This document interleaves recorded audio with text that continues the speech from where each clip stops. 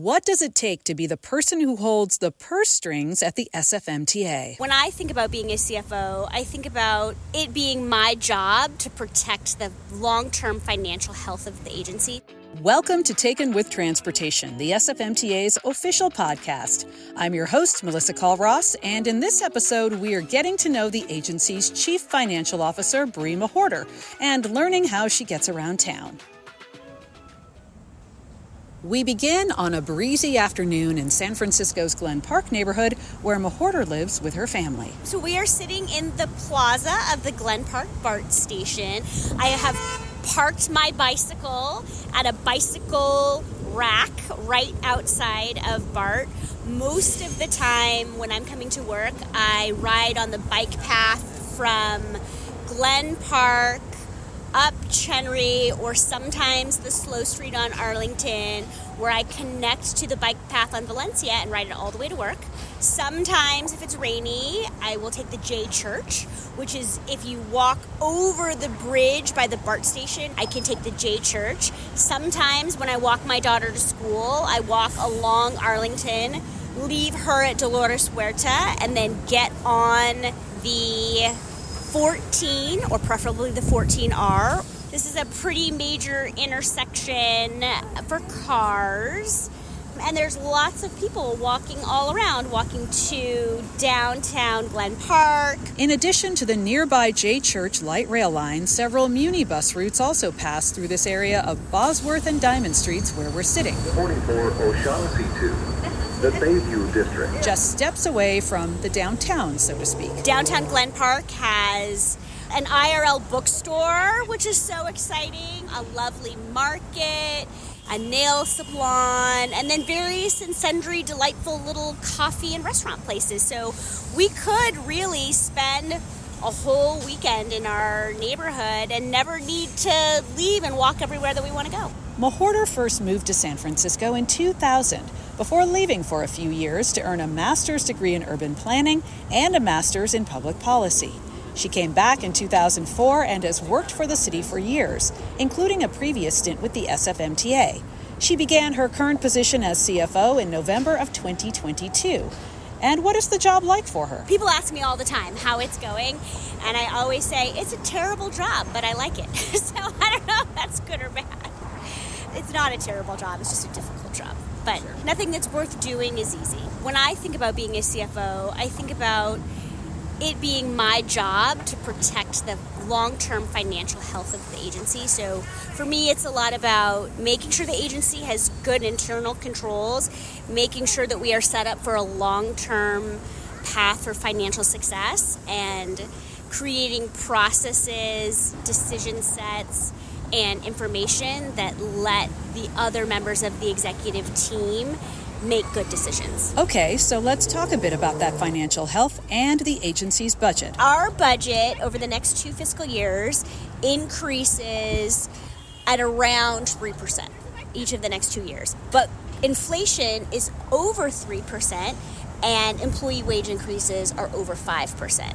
So numerically, if your major cost drivers, which are inflation and employee wages, are going up, it is a minor miracle that our budget is only going up 3%. And I think that's really indicative of how hard the agency's been working to become more efficient. And I would say that because our expenditure is going up so much more slowly than originally anticipated, we actually managed to cut our budget deficit from a projected $260 million when I first started at the agency to $227. So $227 is still a big and a scary number, and it's going to require a lot of work to continue to close the gap, but I think we should all be really proud of the work that we've already done to secure our financial future. Mawhorter gets a little more specific about efficiency at the agency. I have just been so impressed with the transit team and their commitment to being more efficient because it makes Muni service run more reliably, but there also is a financial benefit to that as well. So, for example, when we do capital projects that create Muni-only lane, then the Muni vehicles are moving more smoothly and we can use fewer vehicles and fewer staff to run the same amount of service, which means that we can move that increased service elsewhere without increasing cost. Other divisions and agency processes certainly are becoming more efficient as well. Mawhorter and I opt for a change of scenery and walk a few blocks while she talks more about how she gets around the area. We are on Arlington Street, which is a slow street. It's a little bit hilly, so, if we become out of breath, you'll know why. It runs from Noe Valley to Glen Park, and either I or my family is on this slow street 5 days a week because we use it to walk our daughter to school, and we also use it to walk our dog to her dog friend's house. And there are a number of electric bike charging stations, which are a great amenity for the neighborhood. A handful of runners and walkers pass us while we're here, and Mawhorter talks more about the agency's budget. I think we all know in our personal lives, everything is more expensive than it was 3 years ago, and the same is true for Muni. All of our tires and hoses and parts are more expensive, and on the street side, all of our paint and bollards and other street safety items are more expensive as well, and those costs increase by somewhere between 3 and 5%. So in order for our budget to remain in balance, that means revenue has to increase by 3 to 5% as well.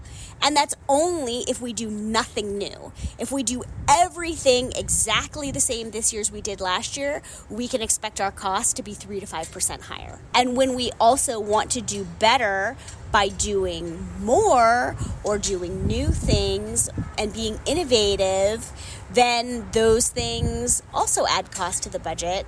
And we also have to realize that so much of our infrastructure is aging. And as things age, they become more and more expensive to maintain. And so that's also a big piece of the challenge. And where does the pandemic and its lingering effects fit in with all of this? I think the impacts of the pandemic on the MTA's financial health truly cannot be overstated. I think the immediately obvious impacts are that when people are working from home, they're moving around less. And of course, when they're moving around less, that means they're riding transportation less and they're parking less. And those are two major sources of revenue for the agency. But they are also in our parking garages less and on our vehicles less, which impacts lesser known sources of revenue, which is our retail uses at our parking garages and our advertising revenue on the vehicles and in the system. And then perhaps most impactful of all, our two biggest sources of revenue are actually operating grants, which are largely funded through state revenues, and the city's general fund. And we all know the impacts of COVID on the city. And, I frequently say, as goes the health of the general fund, goes the financial health of the MTA. And so when the general fund growth is looking very slow over the next 5 to 10 years, that means that we can expect our revenue to be mostly flat as well. At this point, we leave Glen Park. We meet again at the Van Ness Muni station where we're waiting for the J Church, the light rail line Mawhorter rides. We start talking about the importance of public transit to San Francisco. I think Ted Egan, the city's economist, said it really well when he said there is no economic recovery without public transportation. And I think the fact that workers get to work on public transportation really points to the fact that you can't generate economic activity unless people have a way to get there. And in the absence of public transportation, what we'll be facing is gridlock in the streets, which slows down economic productivity because people can't get where they need to go and goods can't get to where they need to go.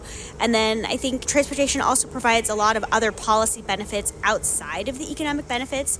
Certainly, we cannot meet our climate goals unless we are all out of our cars more and on other modes of transportation like buses and trains and bikes and walking and scooters and other mobility devices. And I think especially in the Bay Area, a commitment to climate change is so important to us as a regional value.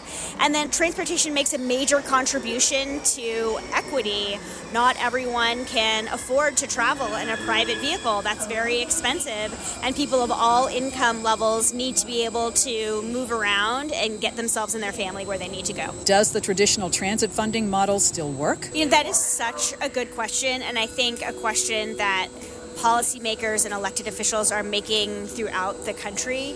There have been overall, due to the work from home trend, there have been a lot of transit agencies who have been struggling to generate passenger revenue, and the loss in that revenue has to be replaced by something.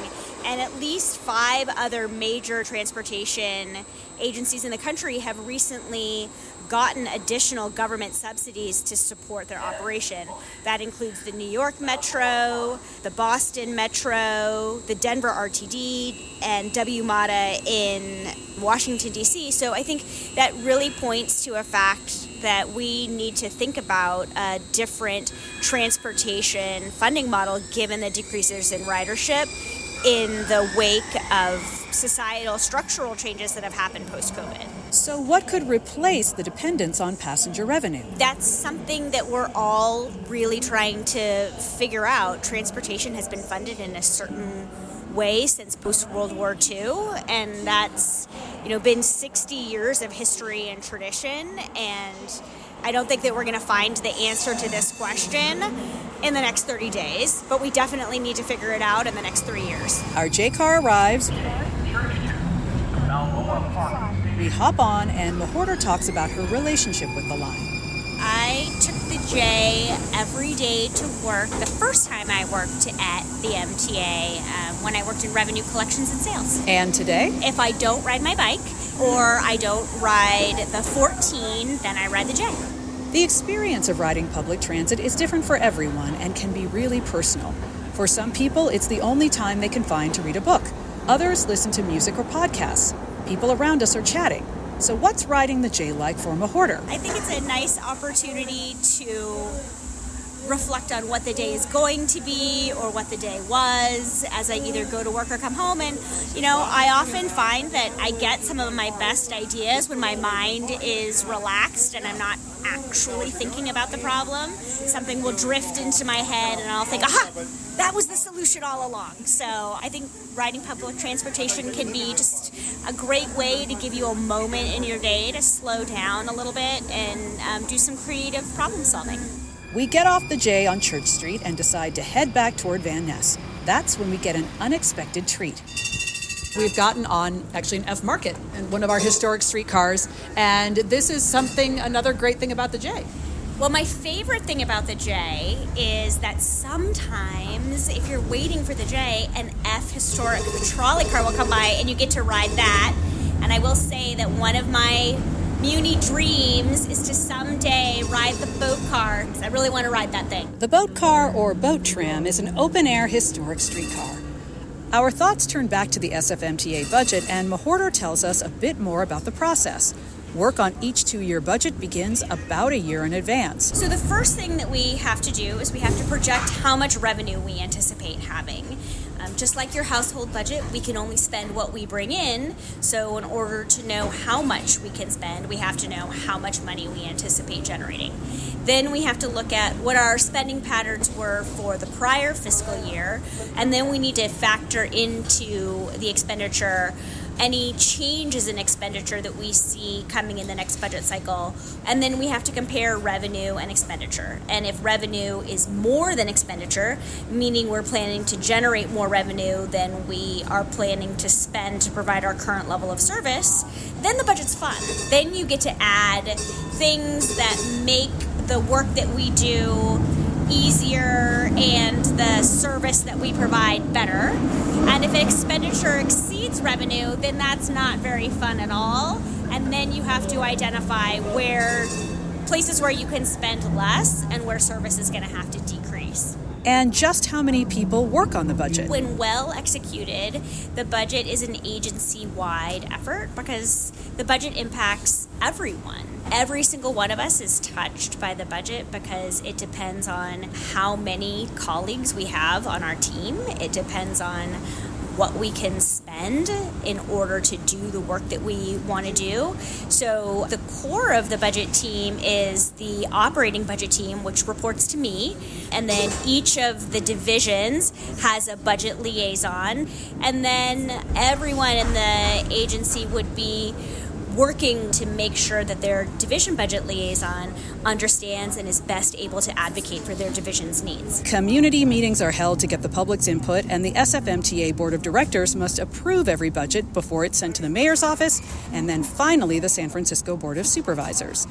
We ask Mawhorter how she approaches this process and her work overall. Every CFO does their job a little bit differently, and that, I think, comes from your own personal experiences as a human and the experiences you've had in your career. And when I think about the things that I care about as a CFO, the things that I care a lot about are working collaboratively, being transparent, giving everyone in the agency information about the budget so that there can be ownership and understanding throughout the agency, and that people have the information that they need in order to be able to make good decisions throughout the year. Back on Arlington, the slow street in Glen Park, we take a breath and ask Mawhorter for some final thoughts. I think in being CFO, I've been consistently impressed with the passion that MTA staff bring to their daily jobs and how much they care about the work. And certainly when people care this much and are working this hard, there's always hope for the future because we're finding ways to do things that are going to increase public trust in our work. We're finding ways to do things better and more efficiently, which brings down expenditure, and we're finding new ways to raise revenue. So I think staff are consistently working hard and being creative, and as long as we keep working hard and being creative, there's always hope for the future. Thank you for joining us on Taken with Transportation. We're a production of the San Francisco Municipal Transportation Agency, and you can find the latest episodes at sfmta.com/podcast, as well as Apple, Spotify, or wherever you listen. I'm Melissa Colross. Be well and travel well.